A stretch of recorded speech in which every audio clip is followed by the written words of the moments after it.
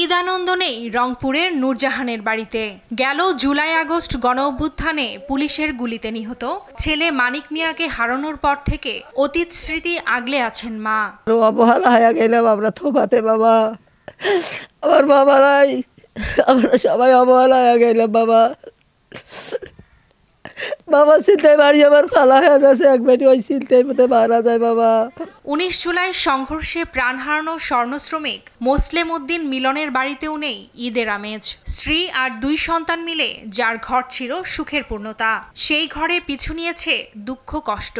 আমার জীবন থেকে আনন্দ সব চলে গেছে, কিছুই নেই ভাই। আমি ফার্স্ট ঈদ তাকে ছাড়া, এই অনুভূতিটা তো বলে প্রকাশ করা যাবে না। আর যে মানুষটা আমি একসঙ্গে মার্কেটে গিয়ে আমার জামা কিনতাম, সে মানুষটাই তো নাই আমার পাশে।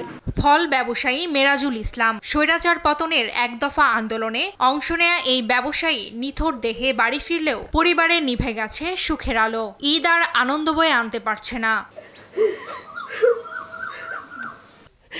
যে আগামী রমজানে দেখতে দেখতে এই রমজানে ওর আব্বু আর নাই।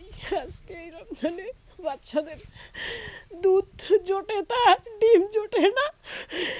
ডিম যদি জোটে একটা, তাইলে ভাইয়া ইফতার হয় না। কোটা সংস্কার থেকে স্বৈরাচার পতনের এক দফা আন্দোলনে রংপুরে আবু সাইদ, সাজ্জাদ, তাহির জামান, মুন্না সহ নিভে গেছে 7 প্রাণ। তাই ঈদ আনন্দের পরিবর্তে কষ্টই সঙ্গী হয়েছে পরিবারগুলোর। নিউজ ডেস্ক, দেশ টিভি।